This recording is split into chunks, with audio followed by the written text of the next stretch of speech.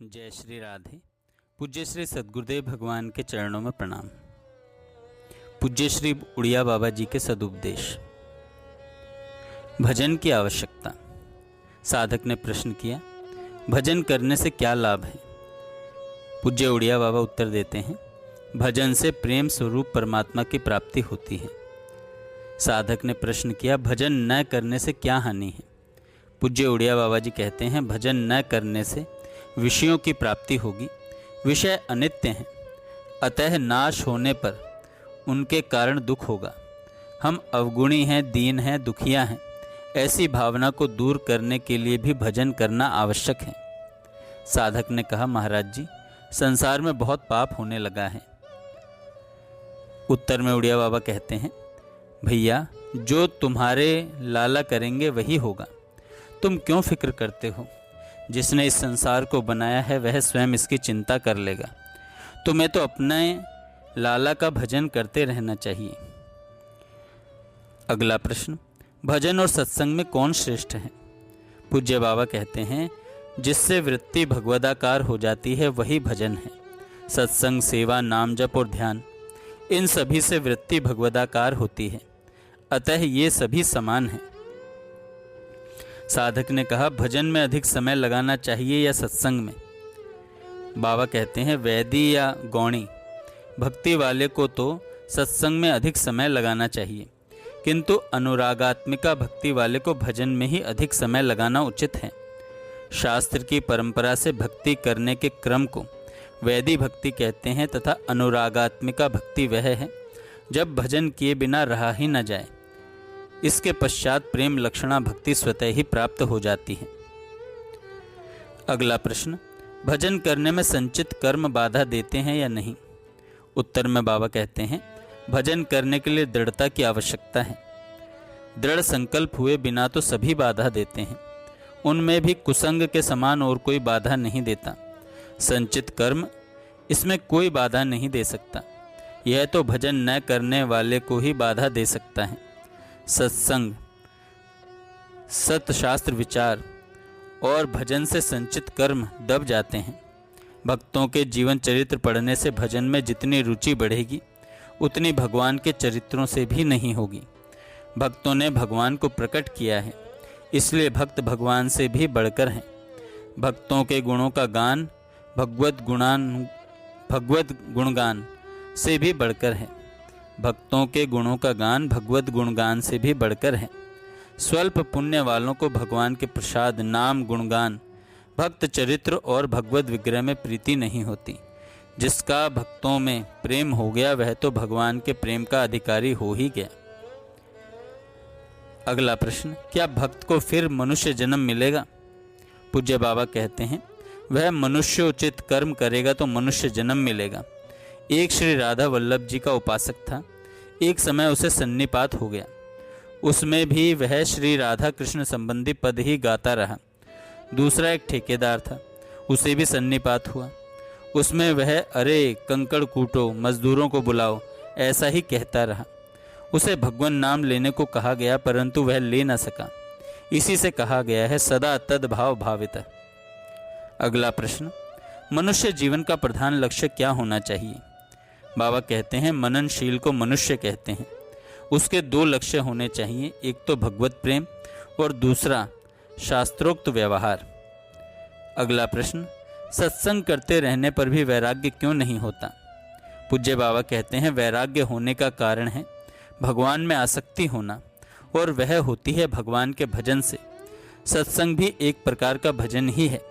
इसके दृढ़ अभ्यास से भगवान में आसक्ति होने पर वैराग्य होगा। अगला प्रश्न, भजन और वेदांत में क्या भेद है? बाबा ने कहा, भेद की बात मत पूछो, बस भजन करते जाओ। क्या भजन में वेदांत बाधक है? पूज्य बाबा कहते हैं, भगवान को पाने के अनेक मार्ग हैं। उनमें भगवान श्री कृष्ण को पाने का मार्ग तो है भजन, और ज्ञान प्राप्ति का साधन है वेदांत। इनमें से किसी एक ही मार्ग को अनन्य भाव से पकड़ना चाहिए, तभी सफलता होगी। अगला प्रश्न, भजन बनता नहीं। बाबा कहते हैं, इसलिए नहीं बनता कि उसमें आसक्ति नहीं। प्रश्न, भजन में आसक्ति कैसे हो? लगातार भजन करने से ही भजन में आसक्ति होगी। जो भजन न करके यूं ही प्रेम पाना चाहते हैं वे तो मूर्ख हैं। अगला प्रश्न, क्या करें? सांसारिक भोगों की आसक्ति बनी हुई है, इससे भजन में मन नहीं लगता। यह विषयों की आसक्ति कैसे हटे? पूज्य बाबा कहते हैं, लोहा लोहे से ही कटता है, अतः आसक्ति से ही आसक्ति दूर होगी। जिसकी संसार में बहुत आसक्ति है उसको अपनी वह आसक्ति भगवान में लगा देनी चाहिए। फिर ज्यों ज्यों भगवान में आसक्ति होगी त्यों ही त्यों संसार की आसक्ति घटती जाएगी। तब तो आप ही आप भजन होने लगेगा, और वह भजन ऐसा होगा कि उसका एक कण भी बहुतेरे पापियों को पवित्र कर देगा। जय श्री राधे। हरि से लागे रहो भाई, तेरी बिगड़ी बात बन जाई। राम जी से लागे रहो भाई, राम जी से लागे रहो भाई, हरि जी से लागे रहो भाई। तेरी बिगड़ी बात बन जाई, राम जी से लागे, राम जी से लागे रहो भाई, हरि जी से लागे रहो भाई। तेरी बिगड़ी बात बन जाई, राम जी से लागे। ए जी रंका लागी बंका लागी, लागी सदन कसाई। रंका लागी बंका लागी, लागी सदन। धना भगत के ऐसी लागी, धना भगत लागी। हरि ने साख जमाई, राम जी से लागे रहो भाई, हरि जी से लागे रहो भाई। तेरी बिगड़ी बात बन जाई, राम जी से लागे। हाँ सेना लागी केवट लागी, लागी मीरा बाई। हाँ सेना लागी केवट लागी, लागी मीरा बाई। बलख बुखारे ऐसी लागी, बलख बुखारे लागी। छाड़ चले बादशाही, राम जी से लागे रहो भाई, हरि जी से लागे रहो भाई। तेरी बिगड़ी बात बन जाई, राम भाई। तेरी बिगड़ी बात बन जाई, राम जी से लागे रहो।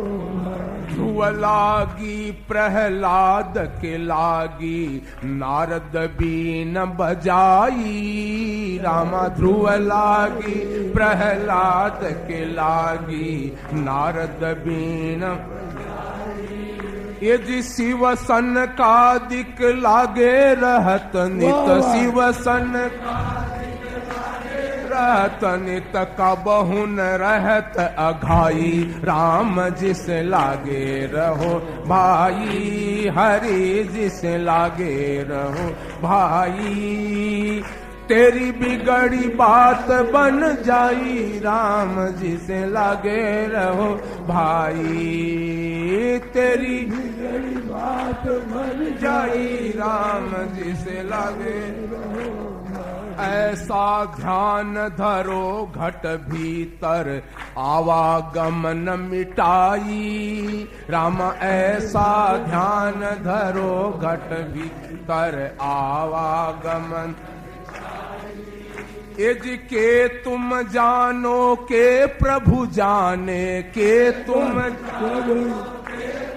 जाने माया पति रघुराई। एज के तुम जानो के प्रभु जाने, के तुम जानो के प्रभु जाने, माया पति रघुराई। राम जिसे लागे रहो भाई, हरि जिसे लागे रहो भाई। तेरी बिगड़ी बात बन जाई, राम जिस लागे रहो भाई। तेरी बिगड़ी बात बन जाई, राम जिस लागे रहो। ए जी सतगुरु बैठे सैन बतावे, सूरा लड़त लड़ाई। राम सतगुरु बैठे सैन बतावे, सूरा लड़त लड़ाई। भेरी शंख नगारा बाजे, भेरी बाजे वीर चले हर साई। राम जिसे लागे रहो भाई, हरि जिसे लागे रहो भाई।